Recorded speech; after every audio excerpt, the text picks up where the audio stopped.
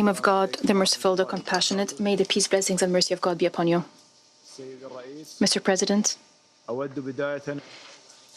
allow me to congratulate you on assuming the presidency of the Council this month. We thank you for quickly responding to our request to convene this meeting. We especially like to thank Algeria, Pakistan, Somalia, the UK and France that asked for holding this meeting on our behalf. We also thank Ms. Rosemary DiCarlo, Undersecretary General for Political and Peacebuilding Affairs, for her briefing. We thank the Council members for adopting the press release today. We appreciate your solidarity with Qatar that we heard in your statements after the unjust Israeli attack on Doha that the press statement has condemned. The attack occurred on the soil of a main mediator. The statement stressed the commitment to the sovereignty and territorial integrity of Qatar in line with the principles of the United Nations. We address the Security Council today in light of a dangerous escalation which constitutes a threat to international peace and security and regional peace and security. This is why it is at the core of the mandate of the Security Council as per the Charter. The Israeli attack, an unjust attack, at 3:45 on Tuesday, the 9th of September 2025, targeted a residential area allocated by the state to the negotiating teams. This is part of our ongoing negotiation efforts. These residencies house the negotiating team of Hamas and their families. The residential areas are known to all those who are engaged in negotiations, even diplomats and journalists that have held meetings with the negotiating team knows where these residencies are. We take measures to verify what happened, and it turns out that the casualties included Arif Bado, Saad Mohammed Ad-Dosi, who was 22 years old. He was martyred on duty. A number of civilians were also injured, and members of internal security forces working in the compound, they are receiving now medical treatment. We are trying to identify the identity of those affected. It was a residential area, and the attacks terrorized those who live there. This area houses schools and houses different diplomatic residencies. The attack is a violation of the sovereignty of a state member of the United Nations. This attack is far away of the civilized behavior by states that believe in peace. Qatar is making tireless efforts to save lives, and this attack puts the international community before a test. Israel, led by extremists, bloodthirsty extremists, have gone beyond any borders, any limitations when it comes to behavior, not only among states, but among individuals. We are unable to predict what Israel can do. How can we host Israeli representatives when they have commit this attack? Have you heard of any state that is attacking a mediator this way? State that is attacking negotiating teams that are hosted by Qatar, and then the Prime Minister is using shameful justifications and is trying to justify this attack that is condemned by the whole world. The Prime Minister should have recall the model of Taliban. They had a political bureau in Doha, and we had a negotiation channel or a communication channel, and this channel led to reaching an agreement on Afghanistan that led to the end of the war after decades. The US have never targeted the negotiators over these years. On the contrary, the world has seen the success of these efforts in cooperation with the United States under the leadership of Donald Trump to end the longest war in the history of the United States in 2020. This is the approach we pursue. This is the approach that the Prime Minister of Israel is trying to distort these continued violations of international law, this behavior that undermine all values, prove only one thing, that the current leaders of Israel are arrogant. And they believe that they enjoy impunity. In addition to the genocide in Gaza and the unprecedented humanitarian disaster in the Strip, and the international community has not acted yet, here we are. We can see that Israel is undermining the stability of the region impetuously. Israel is trying to rearrange the region by force. It is using fundamentalist ideas. That is the basis of Israel's behaviors. Israel leaders are declaring that. And they think that only the Israeli population is listening to them, but we're all listening to them. The peoples of the region are not accepting this kind of behavior, are not accepting this narrative. We believe fully in mediation and the peaceful settlement of disputes, and Qatar's role is being appreciated worldwide. Our efforts has proven that our efforts in cooperation with the United States and Egypt has led tangible results. It led to the release of 148 hostages. It has led to providing humanitarian aid to Gaza. It was a glimmer of hope, a rare glimmer of hope in this Gaza. But attacking our territories while we were busy with negotiations has uncovered the intention of Israel. It is trying to undermine any prospect of peace. It is trying to perpetuate the suffering of the Palestinian people. The Palestinian people is subjected to unimaginable suffering. It also shows that extremists that rule Israel today do not care about the hostages. This is not a priority. Otherwise, how would we justify the timing of this attack? Because the negotiations were looking at the latest U.S. proposal. The negotiating team of Hamas have been getting together to discuss the U.S. proposal, and the attack occurred. Mr. President, I stand before you today, and I urge your august council to bear its historic responsibility.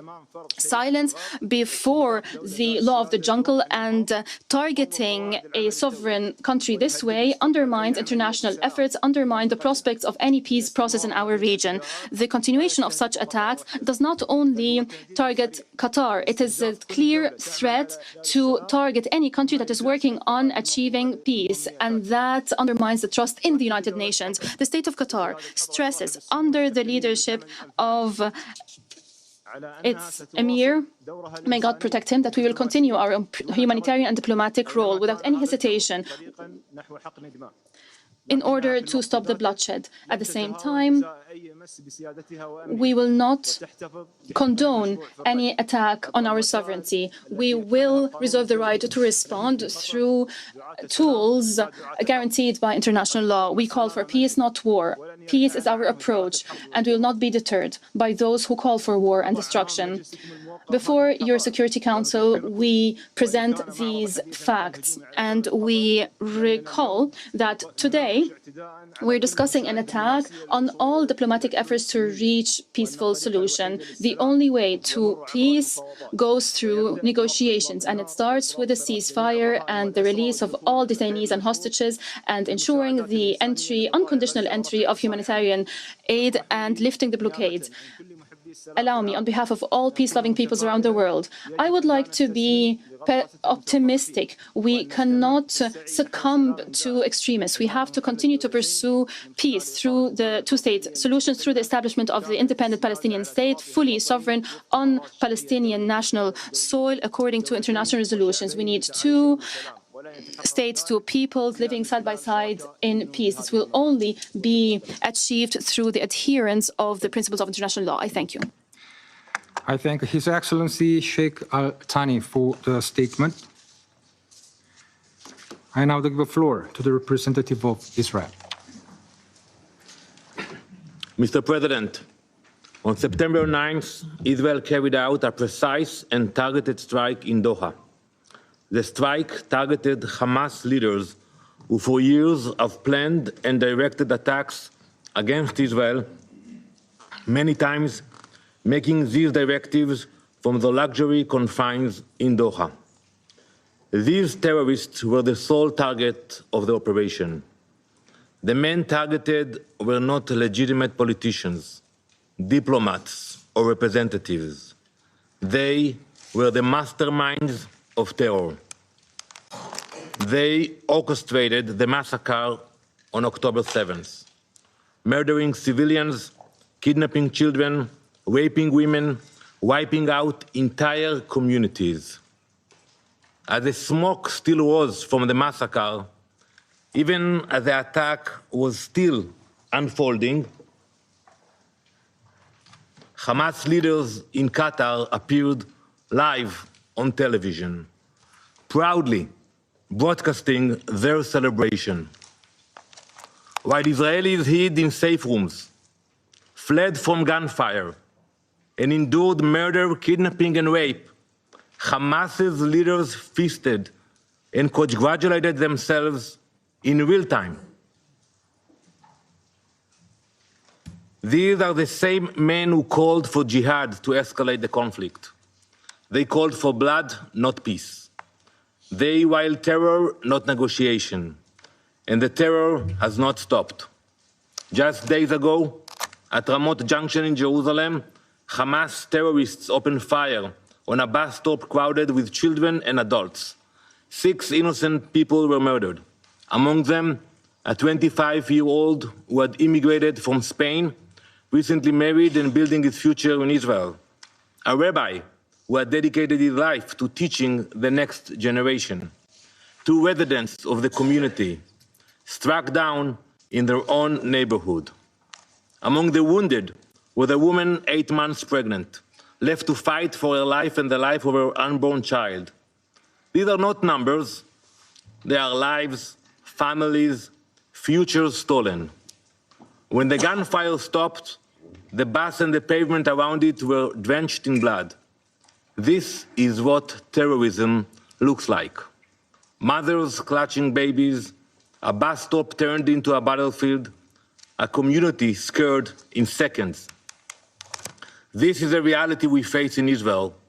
Terror raising its ugly head almost every single day. And let this council be reminded, there can be no immunity for terrorists. Hamas immediately praised the killers as heroic and exceptional, later claiming full responsibility for the attack and calling the massacre of innocent people a natural response. There is nothing natural about this. It is terror, pure and simple. Today, 48 innocent people are still held hostage by Hamas. Their families live in daily pain.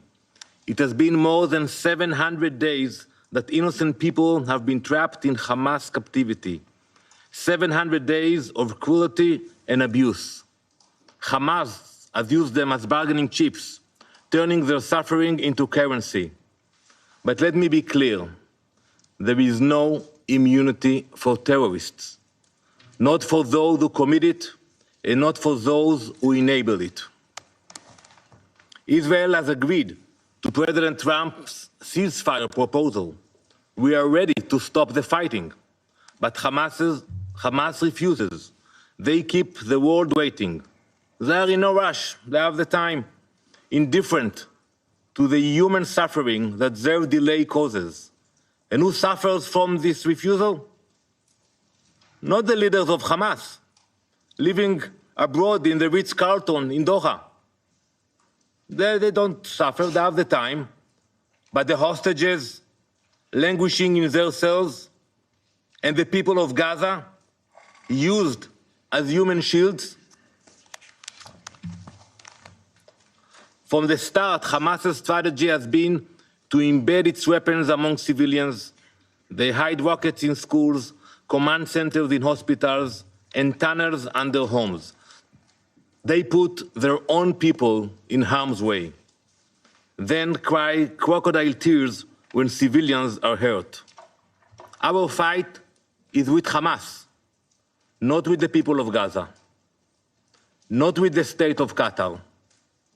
Israel will continue to take precautions to protect innocent lives. That is the difference between us and those who glorify massacre and terror. Like in the Bible, like Cain in the Bible, who was marked for the murder of his brother, so too are Hamas's leaders marked for their crimes. It doesn't matter where they hide, whether in the tunnel in Gaza or in a luxury hotel abroad. The mark of Cain is upon them. For too long, Hamas leaders have been sheltered not only in Doha, but in Beirut, Tehran, and elsewhere, parading as politicians and statesmen while acting as terrorists. They are treated like celebrities, when in reality, they are commanders of massacre and barbarism. This false disguise of legitimacy gave them freedom to move, to buy weapons, to recruit through so-called humanitarian networks, and to spread propaganda on international platforms that should have rejected them. This strike sends a message that should echo across this chamber. There is no sanctuary for terrorists, not in Gaza, not in Tehran, not in Doha. There is no immunity for terrorists.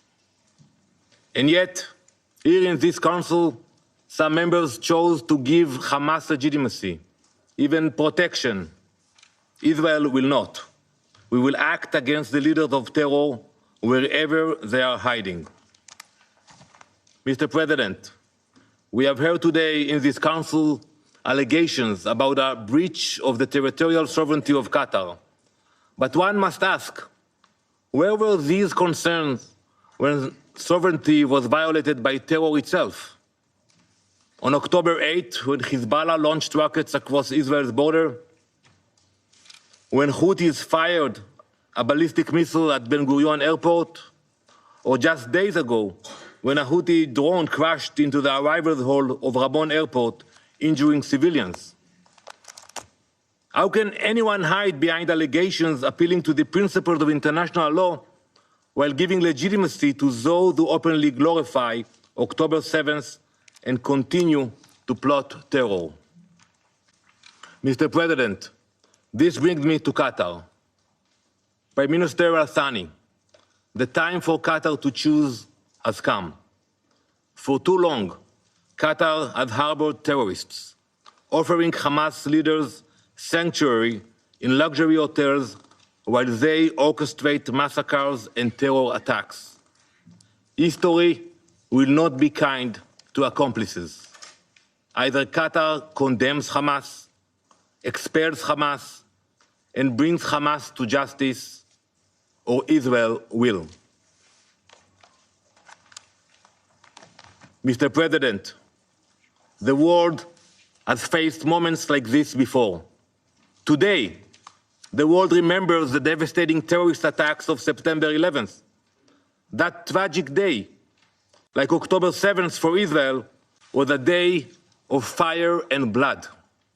In the aftermath of 9/11, the countries that uphold freedom, equality, and democracy in this council stood shoulder to shoulder. 2 weeks later, this council adopted Resolution 1373. It said plainly, no state may harbor terrorists. No state may fund them. No state may give them safe haven. I urge you all to read this resolution. Any government that does so breaks this council binding obligations. That principle was clear then. It must be upheld today. And when bin Laden was eliminated in Pakistan, the question asked was not, why target a terrorist on foreign soil? No one asked that question. The question was, why was a terrorist given shelter at all? The same question must be asked today. There was no immunity for bin Laden, and there can be no immunity for Hamas. And in facing terror, history shows that members of this council have done the very same. From 2014 to 2022, France struck terrorists in Mali, Chad, Burkina Faso, and Mauritania. In 2014 and 2015, the United Kingdom carried out airstrikes in Iraq and Syria against ISIS. So I ask, if these actions were justified then, why is Israel singled out now? Why are claims concerning sovereignty invoked only against Israel and ignored when others act to defend themselves? Is Israeli blood worth less? The question to ask is not why Israel targets the masterminds of terror, but why they are sheltered abroad, while hostages starve in captivity and Gazans are left to suffer. Israel's fight is not only Israel's. It is a fight of all who believe in democracy against those who worship death and violence, light against darkness, civilization against barbarism, justice against terror. We will continue until the hostages are free, until our people are safe, and until terror can no longer find sanctuary in any corner of the world.